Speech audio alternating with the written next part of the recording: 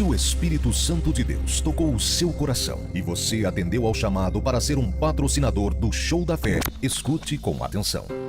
Faça agora mesmo a atualização do seu cadastro e continue contribuindo para que bilhões de pessoas, todos os dias, escutem a palavra que cura e liberta. Você tem 3 opções para fazer o seu recadastramento. A primeira é pela internet. Acesse o site patrocinadores.ongrace.com patrocinadores.ongrace.com. A segunda é pedir a sua ficha de recadastramento em uma igreja internacional da Graça de Deus no balcão do patrocinador. E a terceira opção é ainda mais fácil. Envie sua mensagem para o WhatsApp do patrocinador pelo telefone 21 96858 1951. 21 96858 1951. Você tem um papel fundamental nessa grandiosa e importante obra. Por isso é importante que tenhamos os seus dados atualizados em nosso sistema.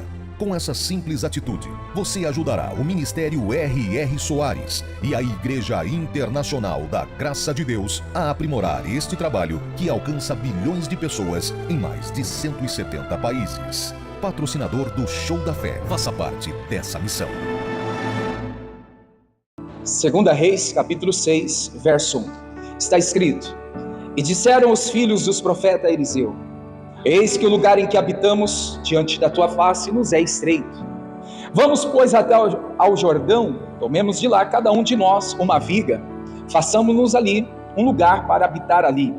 E disse ele: Ide. E disse um: Serve-te, ireis com os teus servos.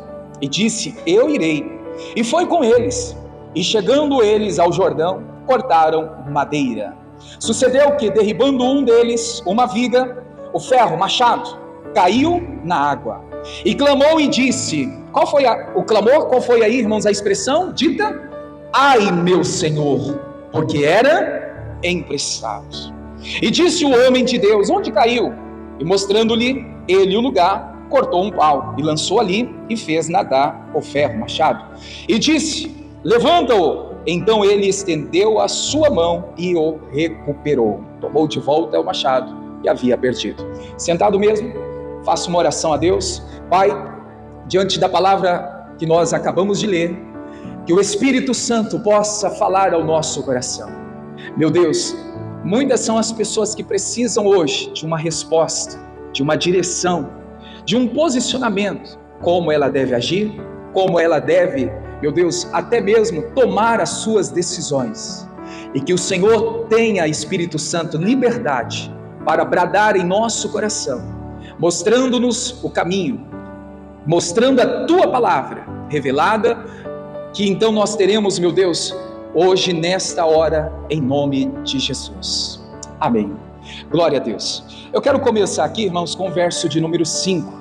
A Bíblia nos mostra que no meio daquela escola de profetas tinha um rapaz, não tem o nome aqui, né? Que ele deixou aquele machado cair. Mas vamos por parte. O machado na vida de muitas pessoas tem vários significados. Eu até falei de manhã, não vou limitar, dizer que é isso propriamente, porque para você pode ser, para outra pessoa o machado hoje pode representar outra coisa, né? Tem outro sentido.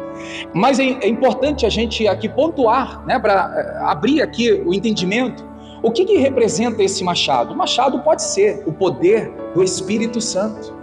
O machado pode ser a alegria de servir a Deus. O machado pode ser uma unção do Senhor na nossa vida. O machado pode ser, irmãos, a perseverança, o ânimo. O machado pode ser o fruto do Espírito Santo, a paz, vamos dizer assim, a temperança, a paciência. Então veja que o machado tem um sentido, um significado, que cada um de nós precisamos ir até diante de Deus, examinar e rever os nossos conceitos ao ponto de dizer: Senhor, o que outra hora eu tinha, o que outra hora estava, né, ao meu domínio, ao meu favor, e agora eu perdi. Veja que o machado foi perdido.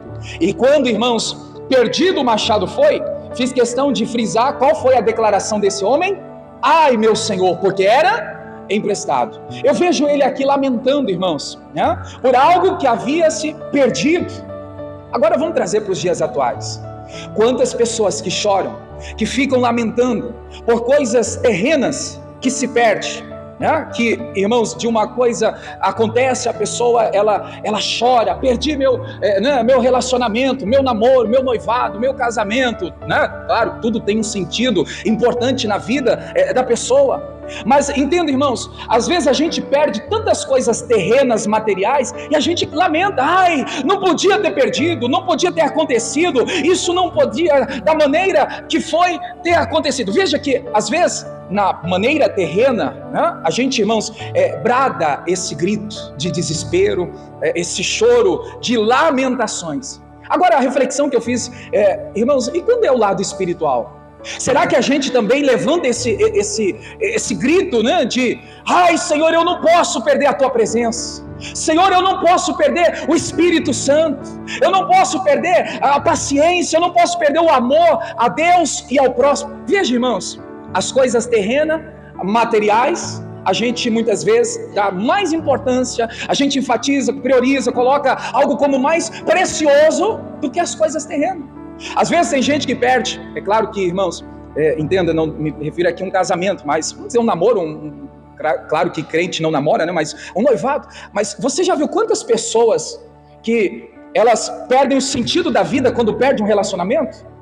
Ao ponto de falar assim, a vida acabou para mim, não tem mais o sentido de viver, porque perdeu um relacionamento. Vamos dizer, um namoro ou um noivado, né? Porque casamento a pessoa tem que realmente lutar, né? Realmente, irmãos, não abrir mão. Mas veja que algo que ela podia entender assim, poxa, se a um namoro, a um noivado, eu dou tanta importância para uma perca que houve, por que não dar também uma importância maior no lado espiritual, quando se perde? Quantas pessoas que perderam a presença de Deus e nem se importaram? Quantas pessoas que perderam, irmãos, a unção de Deus, não faz diferença nenhuma, né? Não houve-se aquela preocupação, eu não posso viver sem a presença de Deus, eu não posso viver sem a direção de Deus. Está entendendo aqui essa parte inicial, irmãos? Veja que a gente dá mais ênfase, mais importância às coisas terrenas quando se perde, do que quando então perdemos algo da parte de Deus na nossa vida. Eu não sei se algo tem acontecido com você de forma terrena, mas lute pelos seus direitos, creia na restituição, que isso também é possível, né? Quando Deus está na direção, mas que essa mensagem seja ministrada no teu coração, irmãos, no sentido espiritual. O que perdeu na sua vida espiritual? O gozo, a alegria, o prazer de servir a Deus, de congregar, de ler a Bíblia, de jejuar. Tem gente que, irmãos, tinha um prazer. Tinha gente que tinha fome e sede de Deus, perdeu e não tem a declaração de, meu Senhor, eu não podia ter perdido, eu não podia, né, ter perdido, mas muitos acabam perdendo, irmãos, e não dão importância. Então a primeira observação é, irmãos, valorize a vida espiritual. Eu falava de manhã que todo crente, todo cristão não pode viver sem esse machado. O machado é uma ferramenta fundamental para a nossa fé, para que a gente possa então vencer os obstáculos do dia a dia. Amém, igreja? Entenda, o machado é o poder de Deus sobre a sua vida, é a unção de Deus em você, é a alegria, é a paz, né? É a paciência. Deixa o Espírito Santo bradar no teu coração.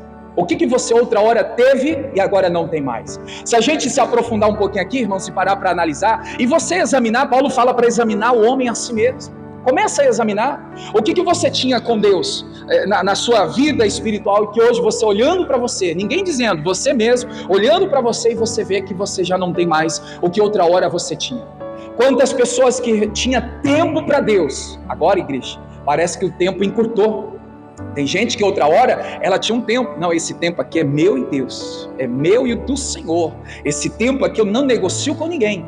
Aí, irmãos, as tarefas, né, os afazeres foram surgindo, foram aparecendo, aquele tempo já não existe mais, ou seja, perdeu-se o tempo.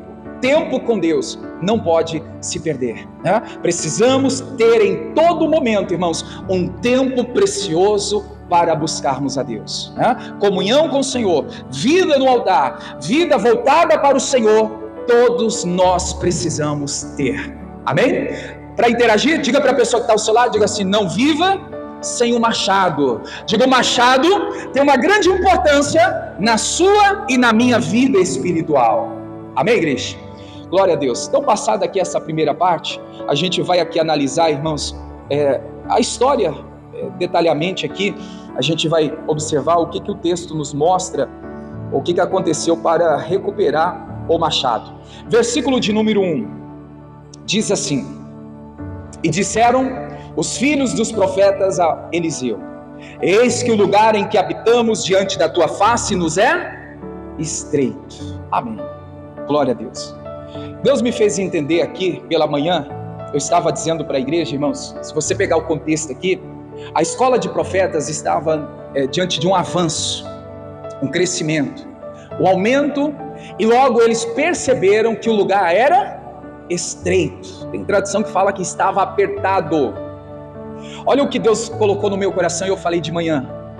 Quando estamos passando pelo processo da vida, que nos leva a um crescimento, a gente precisa entender, irmãos, entenda que não é se conformar, mas é entender que vai ter momentos na vida que vamos passar por um certo aperto. Eu acredito que você já deve ter passado, ou até está passando. Veja, você está caminhando com Deus, você tem recebido os ensinos da parte de Deus, e mesmo assim você em alguma área da sua vida está apertado. Tá, irmãos, eu falava de manhã, esse aperto aqui é o sufoco. É aquele incômodo, né? Nossa, não tá legal, mas eu vou permanecer firme, eu vou aguentar o processo, porque se eu permanecer no processo, haverá crescimento da parte de Deus. Amém, igreja? Então, todo crescimento que a gente busca ter, a gente precisa entender: existe o aperto, e é nessa hora que muita gente desiste. É nessa hora que muita gente, irmãos, que não suporta o aperto. Quantas pessoas que, veja, ela está buscando a Deus, de repente um aperto do nada aparece, né? Algo que não estava previsto, algo que a pessoa nem imaginava acontecer, e agora ela está sufocada, ela está apertada, ela está numa situação que está até mesmo incomodando. Mas como pode? Eu estou buscando a Deus, eu estou recebendo a direção do Senhor, e o lugar é apertado. Então, igreja, não é para você se conformar, mas é para você entender que o aperto faz parte do processo da vida, né? Da vida cristã. Para você entender que as coisas não fugiram do controle de Deus. Porque quantas são as pessoas que, eu falava hoje de manhã, elas têm um mau costume de, irmãos, colocar a presença de Deus em xeque. Deus não está nesse lugar, porque se tivesse não estaria apertado. Deus não está nessa coisa aqui, porque se tivesse não estaria difícil, sufocando. Quantas pessoas que, irmãos, infelizmente acabam, né, deixando isso entrar no coração, porque algo aconteceu, porque alguma coisa saiu fora do seu controle. Mas, irmãos, faz parte do processo. Eu falava de manhã, eu vou usar aqui uma palavra de Cristo, mas entenda, dá para a gente trazer a inspiração para essa palavra. Jesus nos orientou muito tempo atrás: no mundo tereis o aperto, as aflições, o sufoco, mas tenha bom ânimo, anima-te. Ele disse: eu venci, você também vai vencer. Então veja que Jesus já tinha, irmãos, dito que o aperto faria parte do processo. Só que nós não queremos, e por passar pelo aperto, pelo sufoco, nós acabamos dizendo: Deus não está nesse negócio, Deus não está na minha vida, estou totalmente fora da direção. Não, irmãos, para com isso. Eles estavam na direção, eles estavam sendo ensinados, e mesmo assim estavam passando por um sufoco, por um aperto. E o aperto, irmãos, logo foi então passado adiante, porque eles então lutaram para o crescimento. A primeira parte então do versículo de número 1, nós precisamos, irmãos, entender que quando há crescimento, haverá apertos também, né?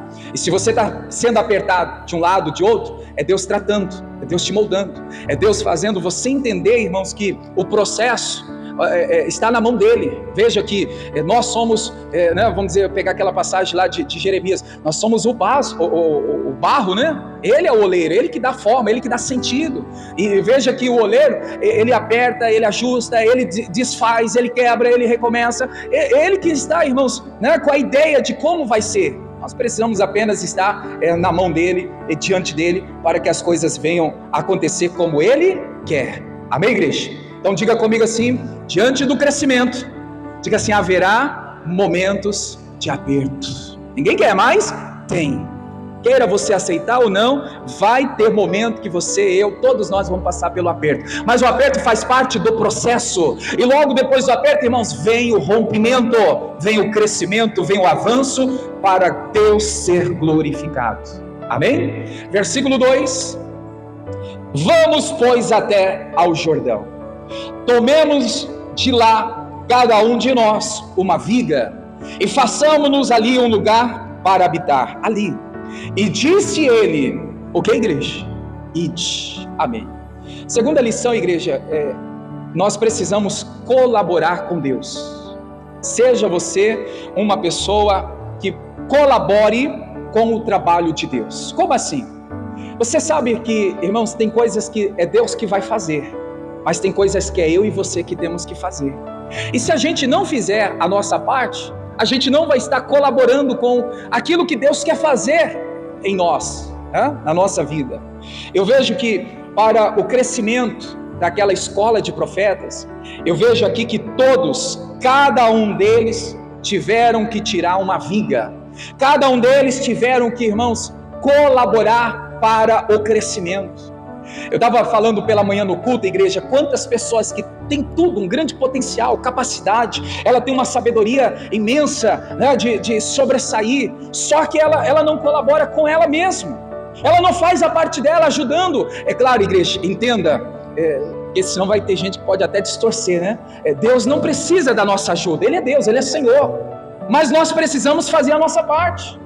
Então por isso que eu estou expressando aqui, colabore com Deus, no sentido assim, faça a sua parte, que Deus vai fazer a parte dele para te honrar. Amém, igreja? Né? Senão vai ter gente que fala assim, mas Deus não precisa da minha ajuda. Claro que Ele não precisa, mas para as coisas acontecer, nós temos que fazer a nossa parte, para que aquilo que Ele tem planejado, aquilo que Ele tem colocado, né, para acontecer, irmãos, venha acontecer. É aquela passagem que a gente pode pegar em Mateus 7, quem pede, recebe. Para receber, eu preciso pedir. Quem bate a porta se abre. Para a porta se abrir, eu preciso bater. Quem busca, encontra. Para encontrar, eu preciso buscar. Então veja que, olha só, veja que, irmãos, a parte de Deus já está garantida. Porém, eu preciso fazer a minha parte. Está aí o verso que eu mencionei, vamos ler? Está aqui, ó. Aquele que pede, recebe. Então, para receber, tem que pedir, tem que fazer a sua parte, pedir. E aquele que busca, encontra. Para encontrar você tem que buscar. E ao que bate, se abre. Então para a porta se abrir, ela precisa ser, né, batida. Então, igreja, povo de Deus, colabore, faça a sua parte, se posicione, carregue a viga, vai cortar lenha. O caso aqui, eles foram cortar lenha, foi carregar viga. Aí eu até falava de manhã, irmãos, isso não é fácil. Você já cortou madeira? Já cortou viga? Hoje tem ferramentas, né, especializadas que facilitam o corte, mas imagina só no machadinho, no facão, ou algo, né, mais difícil para cortar, requer o quê? Mais força, mais empenho, dedicação. Veja que então, irmãos, tem que colaborar.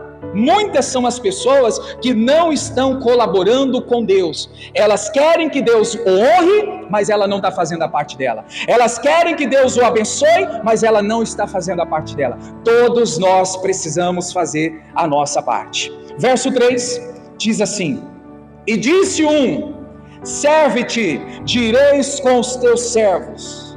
E disse, eu irei. Aqui eu enxergo, irmãos, uma obediência a Deus, obediência à liderança, obediência à palavra do Senhor. Eu vou contar aqui um testemunho. Deixa eu ver aqui, o irmão me contou o testemunho na sexta-feira à noite, só para você ver como que Deus opera na obediência. No início do mês nós pedimos aqui, fizemos diante da igreja um voto, uma oferta de Santa Ceia, né? E Deus colocou no coração dele para ele ofertar com R$500. Inicialmente ele deu 300. Aí ele ficou naquilo. E Deus falou, é 500. E ele ficou relutando, irmãos. Mas já dei 300.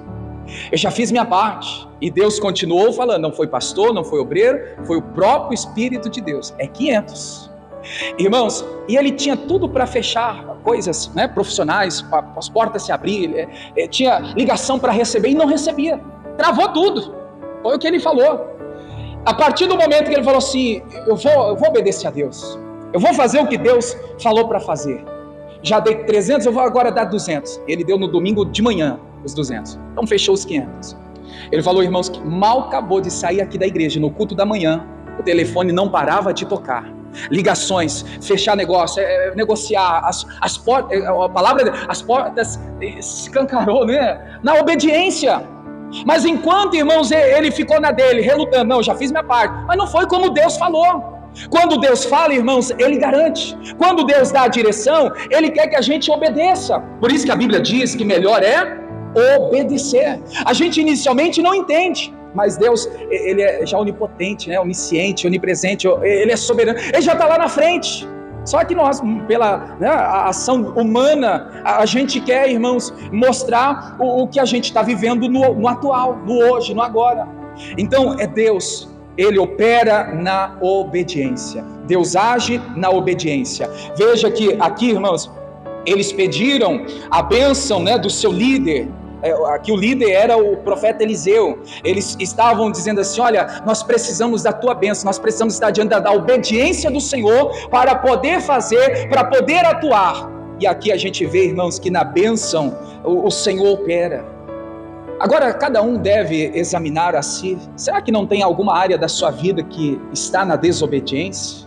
Será que não tem algo que Deus já falou ao teu coração e você está relutando? Algo que Deus já apontou para você, olha, não faça isso, e você continua insistindo. Algo que o Senhor disse, olha, para. Irmãos, tem gente negando os sinais de Deus. Nós não podemos viver na desobediência. Lembra de Jonas? O que aconteceu com Jonas na desobediência? Veio um vento forte, enviado pelo próprio Deus, tempestade. A desobediência, irmãos, provoca tempestade na vida do homem. A pessoa, ela fica, né, de mal a pior na desobediência. Por isso que nós temos que obedecer a Deus, obedecer às leis, aos princípios, obedecer o mandamento, obedecer à voz de Deus. Me lembra aqui agora da mensagem de sexta-feira. Estamos, irmãos, num mundo que toda hora existe vozes, né? É a voz do pessimista, é a voz do negativismo, né? A voz do não dá, não posso, não consigo, aquela voz que quer calar você, aquela voz que quer neutralizar você. O mundo quer, irmãos, te silenciar. O mundo fala muito alto, o mundo grita. Eu me lembro aqui agora quando Bartimeu estava clamando Jesus. Veja que a multidão estava, cala a boca, fica quieto. Veja, irmãos, o mundo tentando calar Bartimeu. As vozes, quem você está ouvindo? Você tem escutado a voz de Deus? Ou você tem escutado, irmãos, o que o mundo está falando para você fazer? Né? É algo que a gente precisa entender, porque às vezes, quantas são as pessoas que falam, mas não é nada não, é a desobediência que está te levando a ter, né, a vida travada, a vida estagnada. E aqui a gente encontra no verso 3, obediência. Eles obedeceram, né, eles estavam diante da obediência, da liderança deles ali, para poder fazer o que precisava ser feito. Versículo 4, e foi com eles, e chegando eles ao Jordão, cortaram madeira. O que me chamou a atenção nesse verso 4 aqui é o início, e foi com eles. Repita comigo, e foi com eles. Amém. Veja, igreja, povo de Deus, eles estavam no ambiente de várias pessoas, não relata aqui quantas pessoas exatas, mas tinha um grupo de pessoas ali. Você já parou para pensar e refletir, irmãos, que quando tem um grupo de pessoas, sempre vai ter ali um insatisfeito, sempre vai ter um do contra, sempre vai ter uma pessoa que não está de acordo com o que está sendo feito. Você já parou para analisar isso no ambiente de trabalho? Ou no seu trabalho não tem? Todo mundo faz o que pedem para fazer. Todo mundo faz ali, irmãos, né, feliz da vida. Tem gente que faz porque, irmãos, como diz, é obrigação. Tem gente que faz porque ela precisa daquele salário, porque se não fizer vai ser mandado embora. Seja no trabalho, seja no ambiente família, seja no ambiente igreja, seja em qualquer ambiente que existe grupo de pessoas, infelizmente vai ter sempre o do contra. Sempre as pessoas que não estão de acordo, as pessoas insatisfeitas, e que não seja eu e você, tá, irmãos? Que a gente não seja essas pessoas do contra. Mas o que me chama a atenção aqui, que mesmo tendo pessoas do contra, e foi com eles. Tiveram que ir, foram. Aí eu fico pensando, irmãos, se para um trabalho, se para uma viagem, se para algo no real, na realidade, no mundo natural, a pessoa vai mesmo não querendo, já parou para analisar por que a gente não faz isso no mundo espiritual? Eu não estou com vontade de ir à igreja, mas eu vou sem vontade. Eu não estou com vontade de ler a Bíblia, mas eu vou ler sem vontade. Veja que, irmãos, todos foram com eles cortar a lenha. Todos foram. Tinha gente que não queria ir, mas foi. Tinha gente que não estava de acordo, mas foi. Tinha gente que estava ali, irmão, só por estar, mas foi. Então, igreja, o que a gente pode aqui entender, nesse momento aqui, é que nós precisamos ter no nosso coração disposição para buscar a Deus. Disposição para buscar as coisas de Deus. E olha, não é que a gente vai estar sempre disposto, não. Vai ter dias, irmãos, que a gente não vai ter disposição nenhuma. Mas mesmo assim, Senhor, eu preciso de Ti. Eu preciso da Tua presença, eu preciso da Tua palavra, eu preciso de ter comunhão com o Senhor. Sabe, igreja, cada um de nós precisamos ter essa cobrança interna, que quando não tiver disposição, mesmo sem disposição, nós devemos estar com a vida voltada para buscar a Deus. Por que muitas pessoas desanimam? Porque quando faltam disposição, elas se entregam, não vêm mais buscar a Deus, elas não se envolvem mais na presença de Deus, elas já não oram mais, elas já não se santificam mais, elas já não congregam mais, porque, irmãos, já não tem disposição. E aí a gente fica fora da palavra que Jesus disse. Jesus disse: vinde a mim, vós cansados, sobrecarregados, que eu vos aliviarei. Entenda, olha a inspiração, venha como você está cansado? Venha cansado. Está indisposto? Venha indisposto. Está oprimido? Vem com essa opressão. Você está mal, está para baixo, está abatido? Vem como você está. Mas a gente muitas vezes não, depois que eu melhorar, eu vou buscar Deus. Depois que as coisas ficarem melhor, aí eu vou orar. Depois que as coisas se encaixarem, aí eu vou aplicar o meu coração, aí eu vou colocar força e vou dedicar ao Senhor. E nem sempre vai ser assim. Porque, irmãos, é na hora da luta, na hora das dificuldades, que nós também somos provados. Leia comigo aí: vinde a mim, todos os que estáis cansados, oprimidos, e eu vos aliviarei. Jesus, ele está garantindo alívio, refrigério, ele está garantindo renovação para quem vai até a Ele. Para quem, irmãos, vai até a Ele. Então, o dia que você não quiser vir à igreja, irmãos, esse é o dia que você precisa vir. O dia que você não quiser orar, esse é o dia que você precisa orar. O dia que você não quiser a carne, eu falava de manhã, irmãos, a gente tem que matar a carne todos os dias. A vontade do eu, muitas vezes, irmãos, quer falar mais alto, quer gritar mais alto. Hoje eu não vou buscar Deus, hoje eu não vou na igreja, hoje eu não vou orar, hoje eu não vou servir a Deus, hoje eu não vou adorar. Veja que essa vontade carnal tem, irmãos, falado mais alto na vida de muitas pessoas.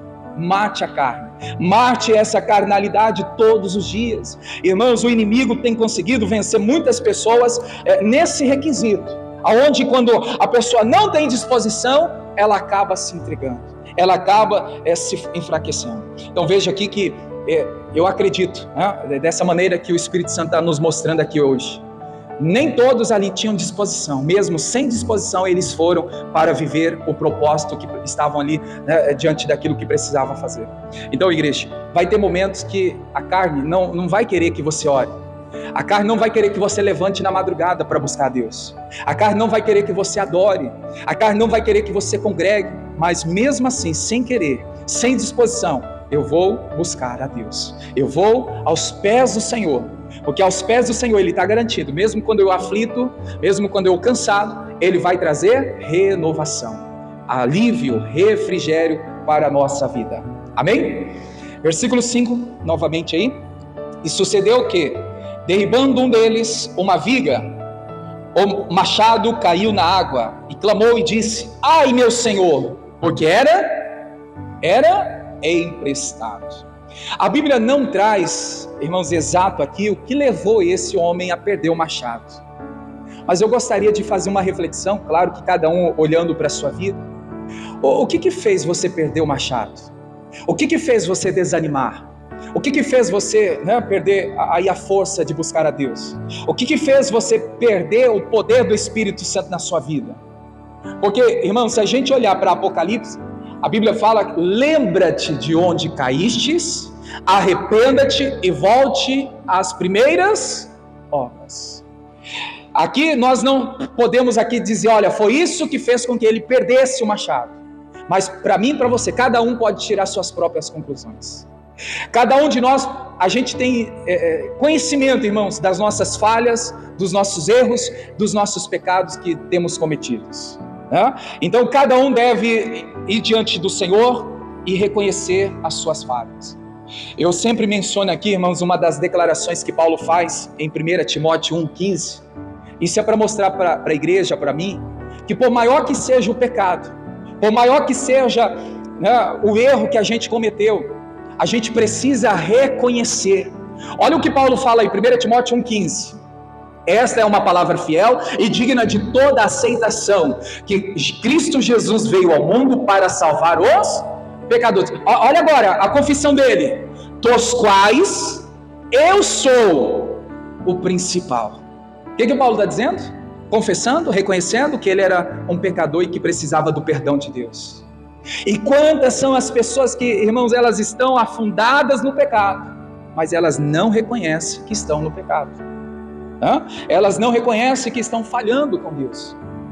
Eu estava dizendo de manhã, Isaías 59:1, a Bíblia fala que a mão do Senhor está estendida para nos salvar, para nos ajudar. Só que as nossas iniquidades, nossos pecados, nossos erros, irmãos, nos separa de Deus.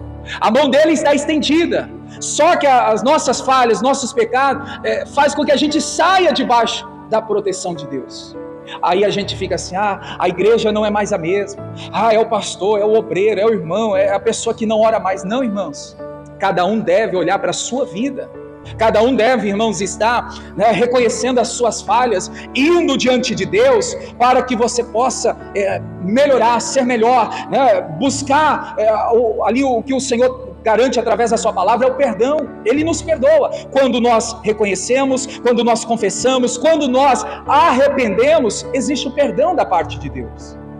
Aí me lembro aqui agora, irmãos, da mensagem de domingo passado.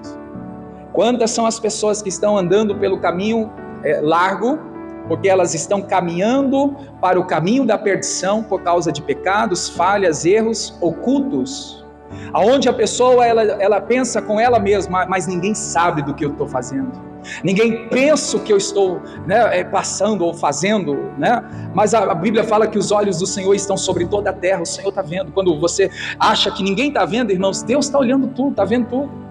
Então a gente precisa reconhecer. Para recuperar o machado, nós precisamos reconhecer as nossas falhas, reconhecer os nossos erros, os nossos pecados, e não ficar enganando a si mesmo. É olhar para nós e dizer, Senhor, como Paulo falou, eu sou um dos grandes pecadores, como outros, né? A Bíblia fala que se dissermos que não temos pecado, enganamos a nós mesmos, porque há em nós o pecado, a falha, o erro. Agora, igreja, permanecer no erro, né, no pecado que não agrada a Deus. Precisamos então sair dessa vida de erro, para que o Senhor possa então nos ajudar dia após dia. Amém? Volta aí para a gente concluir. Paramos no 6. O 6 fala de reconhecimento. É a pessoa que reconhece o seu erro, é a pessoa que ela sabe o lugar, né, a falha, aonde ela está caindo, aonde ela deixou cair, aonde ela vacilou, e ela mostra ali, irmãos, para se arrepender, né, para então se voltar para Deus. Porque o interessante aqui do verso 6, mostrando ele o lugar, ou seja, ele sabia onde ele tinha deixado cair, né?